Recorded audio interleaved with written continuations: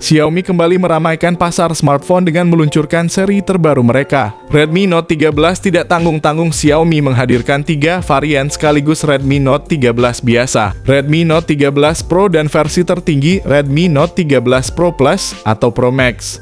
Menariknya, Redmi Note 13 versi biasa disebut-sebut akan menjadi ponsel termurah dari Xiaomi dengan harga yang cuma 2 jutaan. Ini tentu menjadi langkah Xiaomi untuk menggoyang pasar dan memberikan saingan kuat untuk brand lain seperti Infinix. Menurut sumber terpercaya Digital Chat Station, Xiaomi berencana meluncurkan 3 ponsel baru ini pada kuartal ketiga tahun 2023. Peluncuran paling cepat diperkirakan akan berlangsung pada bulan September dan jika mengikuti tren tahun-tahun sebelumnya, peluncuran normalnya akan jatuh di bulan Oktober.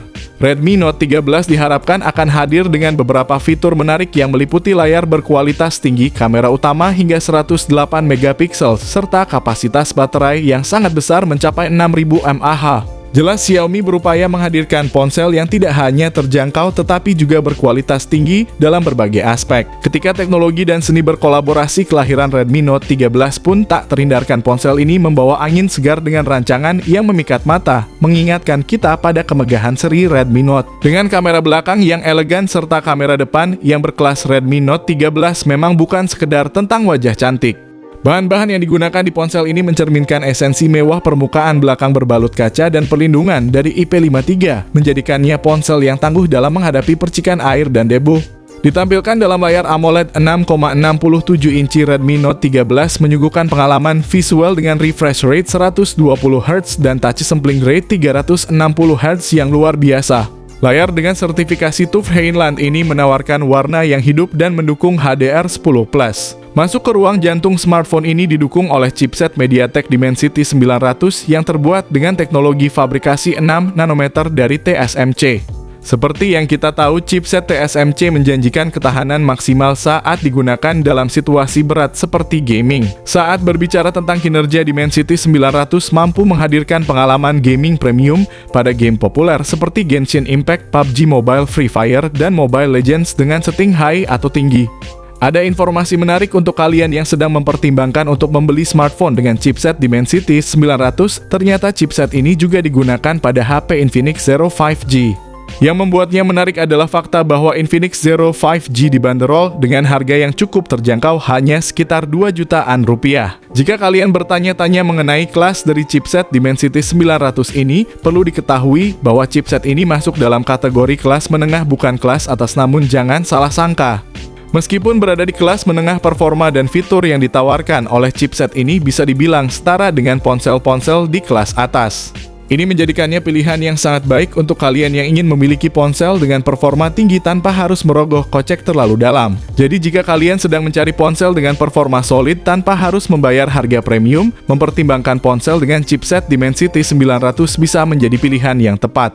Dengan skor Antutu yang mencapai lebih dari 500.000 poin pada versi terbaru, ponsel ini memecahkan rekor performa di kisaran harga menengah. Yang lebih menarik lagi, smartphone ini sudah mendukung hardware gyroscope untuk bermain game yang tentunya memberikan pengalaman bermain game yang lebih baik dibandingkan dengan gyroscope virtual.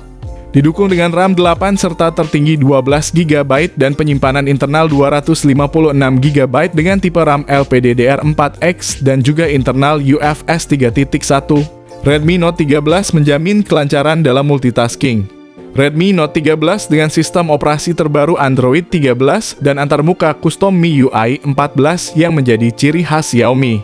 Ponsel ini hanya mendapatkan 2 kali pembaruan OS Android, yang berarti ponsel ini hanya akan mendapat update hingga Android 15. Sepertinya pasar Indonesia hanya akan mendapatkan versi RAM 8 GB dari smartphone terbaru Xiaomi, bukan versi 12 GB yang lebih powerful. Ini tentu menimbulkan sedikit kekecewaan karena dengan adanya varian 12 GB, Xiaomi seharusnya bisa dengan mudah menyaingi atau bahkan mengungguli brand-brand lain yang bermain di kelas yang sama. Pada aspek fotografi, Redmi Note 13 menjanjikan kualitas yang tak tertandingi dengan kamera utama 108 megapiksel dengan fitur OIS ultra wide dan makro yang resolusinya belum diketahui dan kamera depan 16 megapiksel. Tak lupa fitur perekaman video dengan kualitas tinggi 4K juga tersedia. Dengan fokus pada kapabilitas kamera, ponsel ini tampaknya ditujukan untuk para penggemar fotografi dan videografi, tidak hanya menyajikan fitur kamera depan dan belakang yang luar biasa.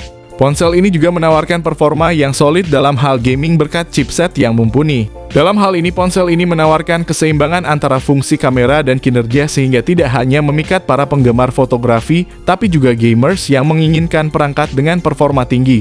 Ponsel ini membawa pengalaman konektivitas yang cepat andal seperti jaringan 5G koneksi NFC Bluetooth 5.3 lubang kenikmatan yakni jack audio 3,5 mm. Dual speaker stereo fingerprint di samping layar ear blaster vapor cooling chamber USB-C dan USB on the go. Dengan melihat konektivitas pada Redmi Note 13 akan terlihat jelas bahwa ponsel ini dilengkapi dengan fitur konektivitas yang lengkap dan canggih, menandakan komitmennya untuk memenuhi kebutuhan digital pengguna masa kini. Ditambah dengan baterai 6000 mAh dan dukungan fast charging 67 Watt, Redmi Note 13 siap menemani aktivitas kalian sepanjang hari. Di pasar Cina diharapkan harga Redmi Note 13 diperkirakan berkisar Rp2.499.000 sampai Rp3.299.000 meski belum ada kepastian harga untuk pasar Indonesia. Dengan fitur dan spesifikasi yang ditawarkan, ponsel ini diharapkan bisa menjadi pilihan utama bagi konsumen di kelasnya.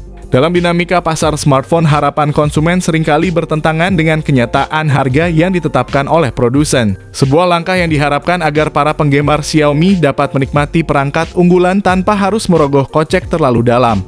Bulan ini akan menjadi momen penting bagi dunia gadget, khususnya bagi penggemar smartphone di Indonesia. Menurut informasi yang beredar, sebuah HP dengan spesifikasi yang cukup menarik akan segera diluncurkan mulai dari pasar Cina. Biasanya pasar Indonesia akan menyusul setelah peluncuran di Cina, dan kita semua tentu berharap spesifikasi yang ditawarkan di sana akan sama dengan yang akan kita dapatkan di Indonesia. Dengan fitur-fitur seperti layar AMOLED refresh rate 120Hz, kamera 108MP, chipset Dimensity 900 serta RAM 12GB dan kapasitas penyimpanan 256GB. HP ini tampaknya akan menjadi pesaing berat di pasaran. Yang menjadi pertanyaan besar adalah apakah HP dengan spesifikasi sebaik itu layak dijual dengan harga 2 jutaan atau mungkinkah harganya akan melambung tinggi hingga mencapai 3 jutaan. Jika rumor yang beredar benar adanya, kehadiran ponsel Xiaomi ini di Indonesia akan menciptakan gelombang baru di dunia gadget tanah air. Dengan spesifikasi yang ditawarkan, Xiaomi akan langsung bersaing dengan Infinix Note 50 dan Note 50 Pro yang kabarnya juga akan hadir dengan spesifikasi yang tidak kalah canggih. Namun pertarungan sesungguhnya mungkin akan terjadi di sektor harga. Xiaomi yang telah lama dikenal sebagai salah satu brand smartphone terlaris di Indonesia, tentu saja tidak ingin kehilangan tahtanya. Oleh karena itu, harga akan menjadi salah satu faktor kunci yang akan menentukan apakah Redmi Note 13 series ini akan sukses di pasar atau tidak. Terlebih ada pesaing berat lain seperti Transsion Holdings yang juga sudah menunggu kesempatan untuk merilis ponsel-ponsel mereka dengan harga yang terjangkau. Jadi bagi kalian yang sedang mencari ponsel dengan kinerja dan desain terbaik, Redmi Note 13 bisa menjadi pilihan yang tepat. Tetap update di channel kami untuk informasi lebih lanjut mengenai ponsel ini dan tanggal rilis resminya di Indonesia.